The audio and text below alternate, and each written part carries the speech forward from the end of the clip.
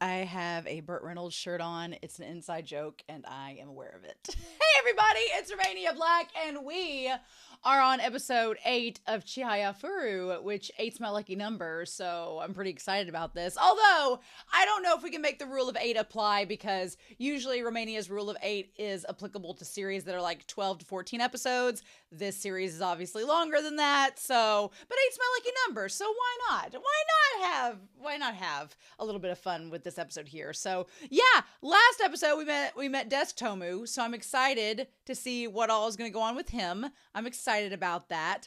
I have a feeling we're going to learn about some stuff with him in the comments, which I haven't gotten to those yet for this last episode. The only thing I will say is that for Discord, Shimuyama said that a yukata, just to clarify some Japanese terminology, a yukata is an easy summer dress, quote unquote, and kimono is just a Japanese clothes, kind of like a hakama. So a hakama. So you could just replace yukata with kimono. I was having it backwards. I thought that yukata was the specialized version of what they were wearing, but I have been corrected. So we can just call them kimonos, like Kana does anyway, and it's fine. So we'll just do that. But aside from that, Tony Simi 8 had noted way back in episode 2, I've talked about the similarities between Free Iwatobi Swim Club and this series, but they pointed out, maybe you also remember in Free Starting Days, that Nao's character practiced with Haru, and they also played a type of Karuta. Not with the poems and memorizing, but with the speed aspect. They did it with a bottle cap demonstration to train reflexes of the starting jump. I do remember that. Now that you pointed it out, I was like, oh yeah, I do remember that. It is kind of like Karuta, which is really cool. I love that something based in Japan as it is has had that sort of impact, so that's a lot of fun. So cool. I'm glad that there's more and more free connections as we go. So yeah, just as you may be being like, why is naked Burt Reynolds on your shirt? I went to an event tonight, and some friends and I, this is an inside joke, and I didn't want to change my shirt for the reaction. So yes, Burt Reynolds is joining us with Chihayafuru.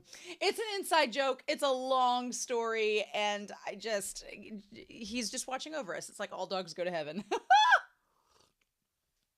R.I.P. Burt Reynolds.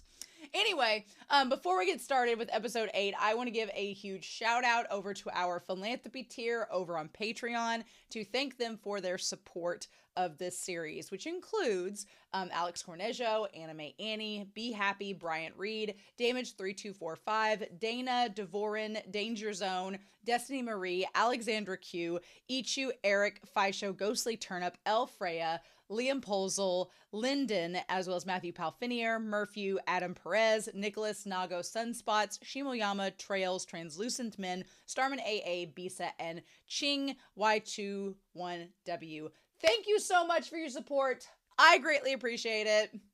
All of my love. So yeah, I don't know what episode 8's going to give us, but I've been really excited to get to it ever since last week because Taichi had his moment.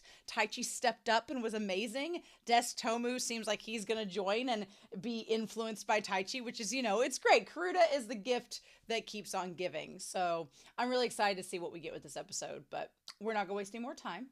We're going to dive right into episode 8 of Chihayafuru, and we're going to do that here in 3, 2, 1. And here we go.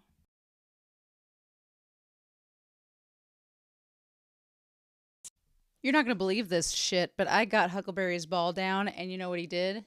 He put the ball down after I tossed it to him, and he went and found a bone. That's what I get. Oh my gosh. Oh my, why am I not surprised? Oh my gosh, what a diva. What a diva. Not unlike, well, I don't know if Nishida's a diva. I wouldn't call him that. But okay. So we have our 5 players. We have assembled, accrued the team. They're all here getting ready to go. And man, Chihaya is, if anything, persistent. And the thing about it is, she just wants to know that you still like Karuta. She doesn't really care if you end up joining the team, although she would really like it if you did. But she just wants to make sure that, at the end of the day, you're still enjoying the sport and that it's possible she'll get you to play with her at some time.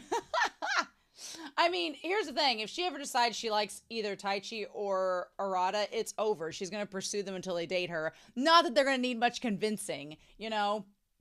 I do appreciate the idea that they started they got out there early for the Karuta Club, although I feel like Chihaya has like some semblance of narcolepsy because she just falls asleep like poof and uses up all her energy and all that, which how early did they have to get out there to assemble and show off the signs? I don't know. I feel like I feel their struggle because I honestly, I'm one of the speech team coaches at the school that I teach and work at. And for recruitment, it is hard. Like I relate so hard to Chihaya sometimes because I'm like, I feel like her recruiting people being like, you'd be so good at this and this is so much fun and you'd enjoy it. And usually public speaking people are like, no. So it's just, I feel her passion and I feel her being like, just give it a chance and I guarantee you'll enjoy it. And if you don't enjoy it, it's fine. But getting people to like sign up and do things, especially new things, is really hard. So they kind of lucked out with Nishida finding somebody that, you know, has done it before and is the second in the nation. So super talented, which that was really good foreshadowing from a couple episodes ago. Taichi had said they need to find somebody to practice with Chihaya to make her better. Well, if Nishida's second in the nation, even though it was elementary school, it's still second in the nation. That's still a pretty good gig. So I feel like that's pretty awesome in itself. Also, I like the realism that just because Chihaya and Taichi are handsome and beautiful, they don't sway people with that type of persuasion. Chihaya, she's like, we'll find somebody perfect. Chihaya is optimistic, glass half full, if anything. Although this Empress, this woman that gave them the clubhouse, and now they've scalped one of her members for their team, I'm like, Chihaya, I think this woman might have your number because she is probably not happy with you right now. I know I would be a little bit concerned if she was like looking over and I'm asleep in class. I really thought she was going to do like the stereotypical teacher thing where you walk up and if the student's asleep, you wake them up or whatever. I don't know. I've always been torn about that as a teacher. Because I've had students sleep in my class before and I'm kind of torn about it because on the one hand, I don't know what they're going through, so I don't know what they've been doing to get them to that point.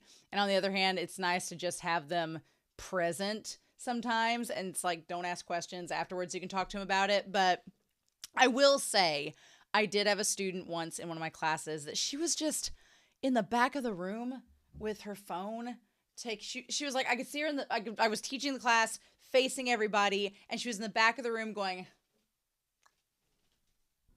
And I was like, why are you taking a selfie in English? Like, what are you doing? Tagging it and being like, I'm in English. Like, you know, it was weird. So if students are doing weird things, or if I know that they're doing things that are distracting, or if they're just not paying attention and being a bother in class, I do call them out because I'm like, you don't have to be here if it's that much of a problem. But if they came to class and they're making a genuine effort, or if they fall asleep, it's like, whatever. My goal isn't to embarrass a student if I don't know what circumstances is going on. But if they're acting a fool, that's a whole different subject. So, but I am glad that, you know, given that Chihaya got up early and that's the reason why she was sleeping in class, I think it's a good thing the teacher didn't call her out and she was literally saved by the bell, right? So then this one student is like, oh, that must be hard for you and Komano-kun. Where was this student last week? Where was this girl that knows that Desk Tomu is called Komano? Where was she to help defend him? I was like, what? But yeah, so Komano, I guess, is his name. Komano is Desk Tomu. That's going to be hard to keep track of, but we'll do our best. Especially because Chihaya, bless her heart, Desk Tomu is like a nickname that Komano doesn't really care for, but he tolerates. Whereas Nishida really doesn't want to be called Porky and is be fat shamed for his physique because he clearly is in shape.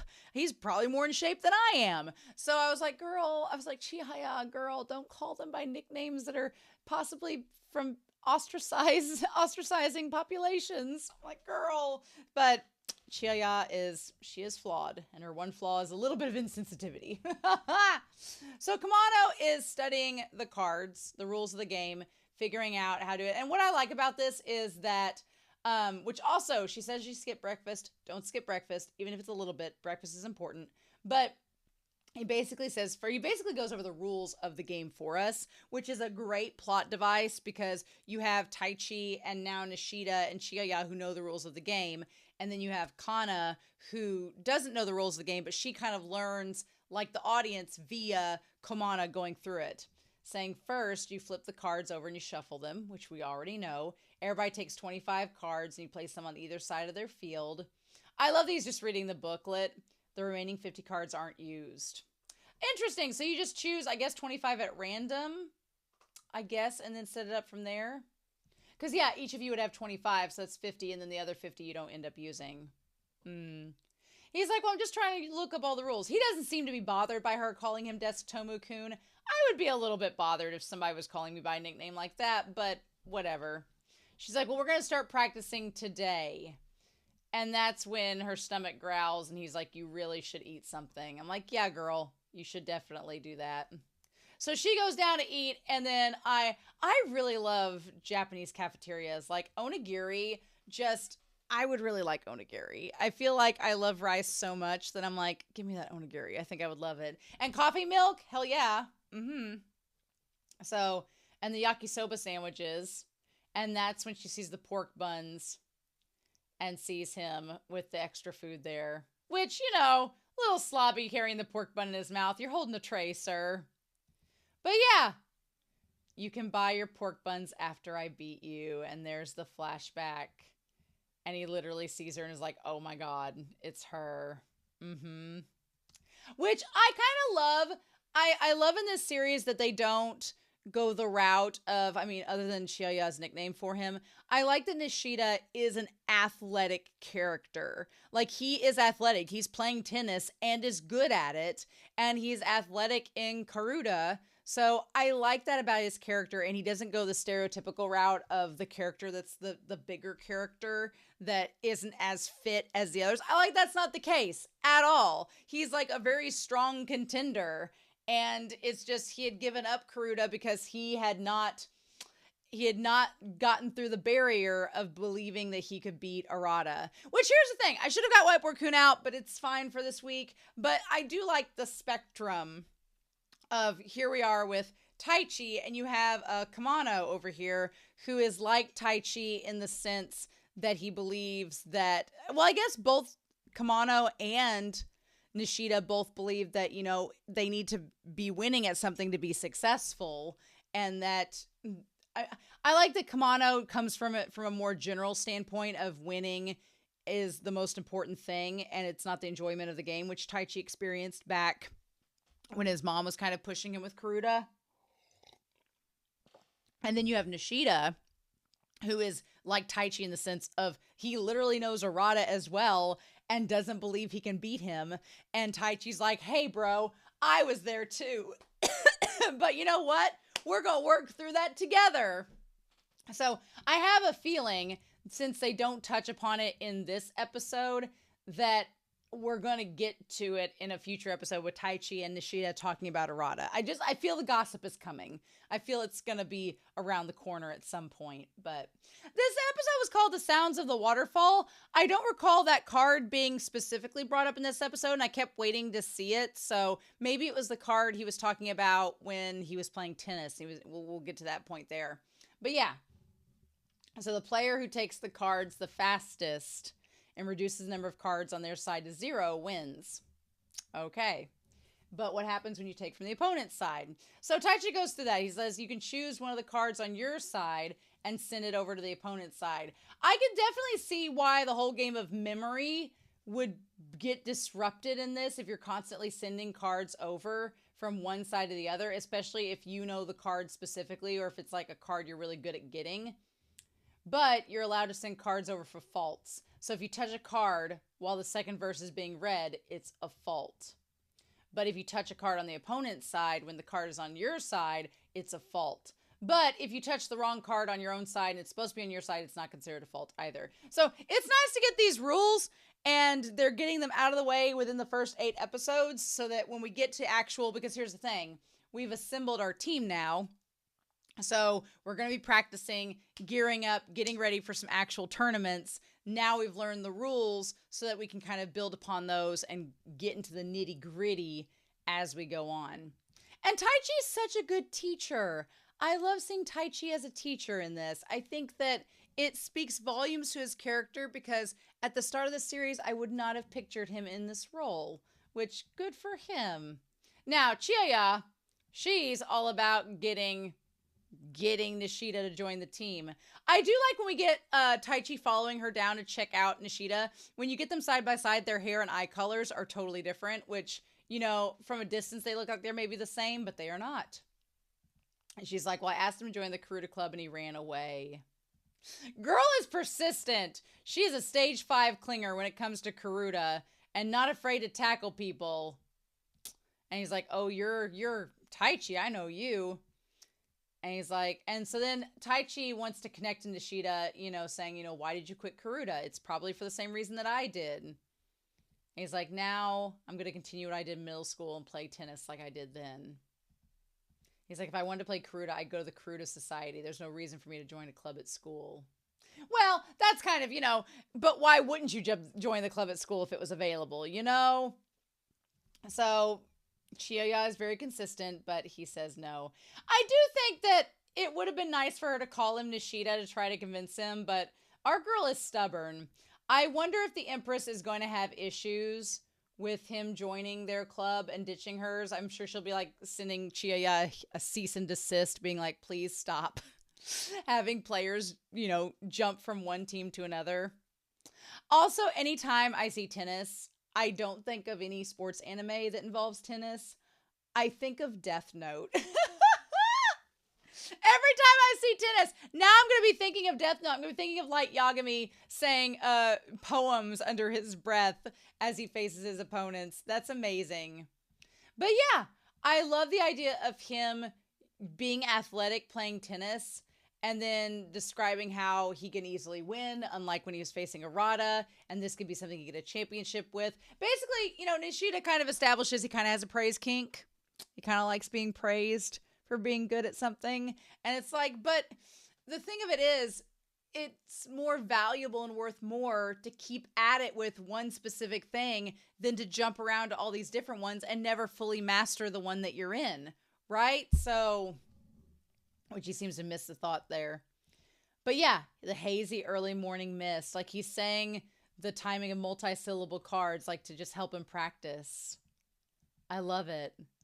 And then she says the poem to throw him off. Which, you know, Chihaya ruining his game, getting him in trouble with the tennis team, she don't care. Our girl, she is persistent. He's not wrong. It is none of her business why he doesn't play anymore. But she just wants to know that he still loves the game. And she's badgered him enough that he's been pressured to at least confront her about it. Right?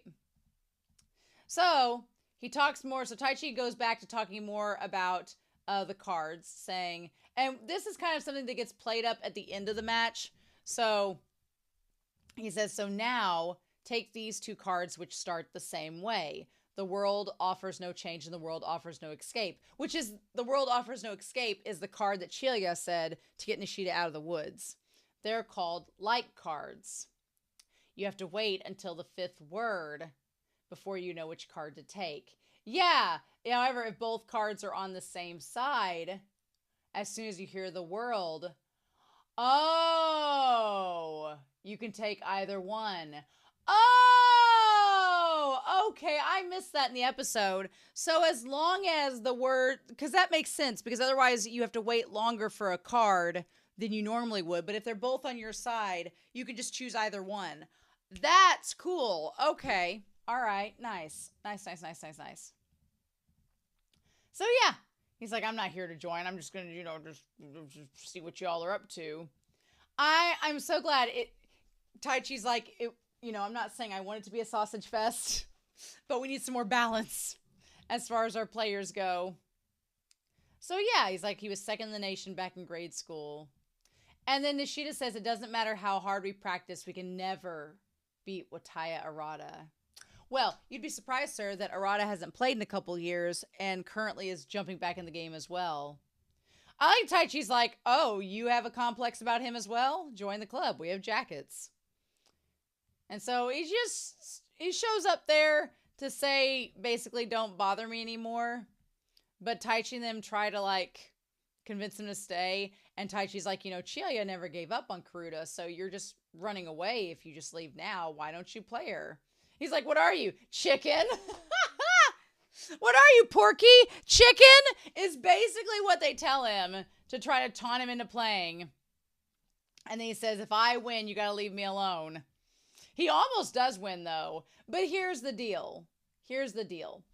If he had won and then left and told him not to speak to him again, I still think it was a losing battle for him the moment he agreed to play Chihaya. Because if he lost, obviously she's going to convince him to join the team and play so that he'll get better. But if he won, he would have walked away. But he would have had that sense of accomplishment and that kind of praise kink that he kind of wants. And he would have come back. I think he would have. So it was going to be a lose-lose as far as Nishida goes for leaving, Karuta, no matter what he chose. Also, Miyano Mamoru singing the opening poem. Hello, sir. I was like, all right, I'm all into that. That was great. I loved that. But yeah, whenever the game started and Nishida was doing really good, I thought, okay, well, that's fine. But Chihaya always gets better as the game goes. She did not this time.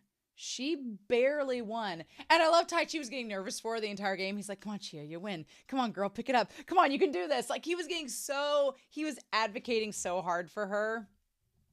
I loved it. But yeah, he talks about how when Nishida was younger, he would play, and his name is Yusei, his first name, and his grandpa and stuff. Again, what's fascinating, it seems like his grandpa took him to the matches and watched him win, and then you have Arata, who went with his grandfather, so got some parallels there. But yeah, also, this is the best way to start out something. You start it out for fun, and then you get competitive. And I would honestly say, I tell students that start the speech team that I was the same way, and that's the way to go about it. Do it for fun, and then you'll get the itch. You'll want to play, and you'll want to win. I feel like it's a moment in IQ when, 3 certain second years all get together and tell a certain first year that, once you'll get hooked on this sport once it hits you just the right way. It's the same thing.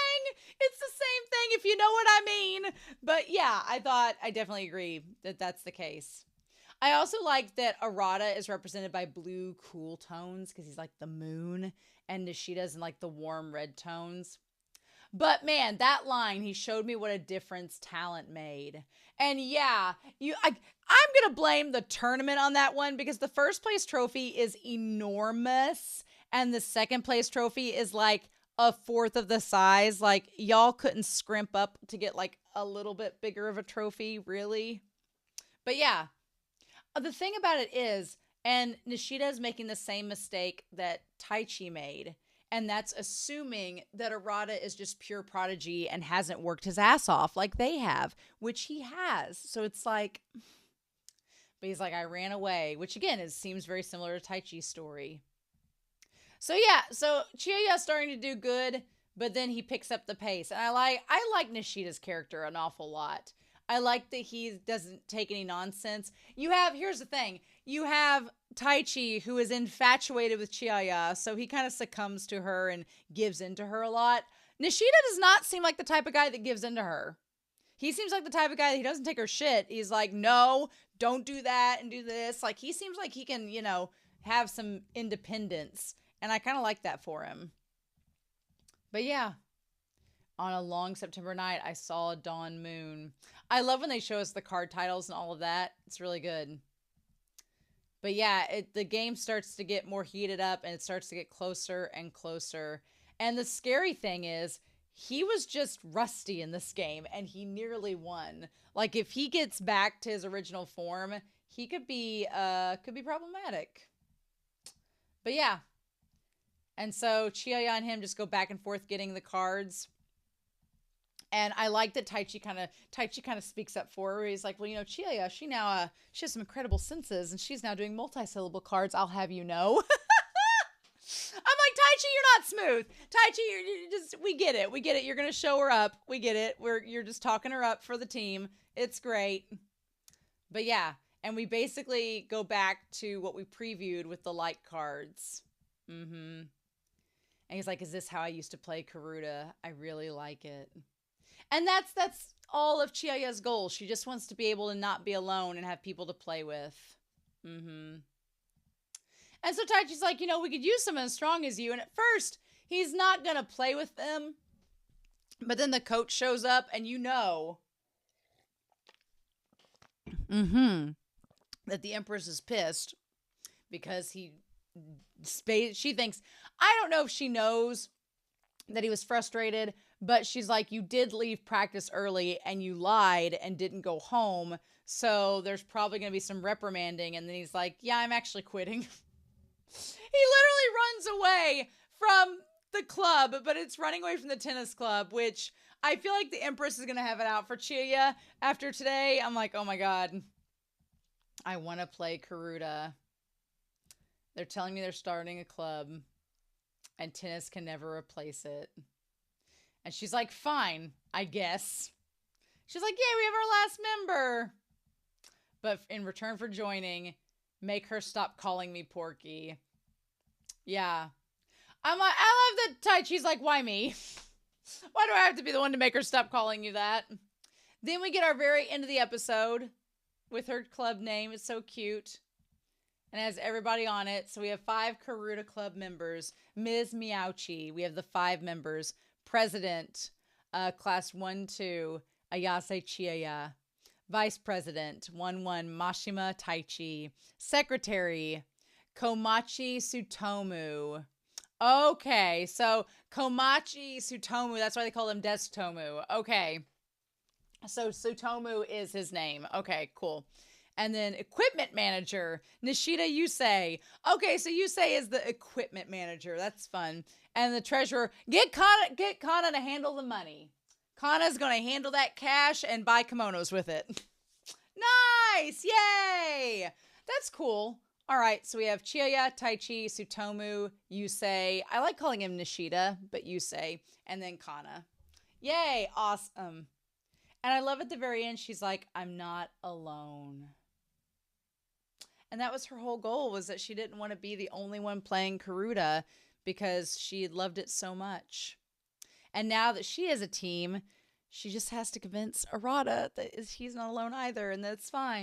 I'm going to be curious how this goes. If Arata just plays solo, like for a society, kind of like the Karuta Society there where they live, or if he starts a team, or how that's going to work. I'm excited to see what the game mechanics are going to be in this series, because I honestly have no clue how the tournaments work except from what we've seen from middle school and grade school. And I'm curious to see like how bigger tournaments work and how that all functions. And we've seen like little hints of it with the grade school matches, but I'm excited to see it on a high school level and national level scale if we get to that point.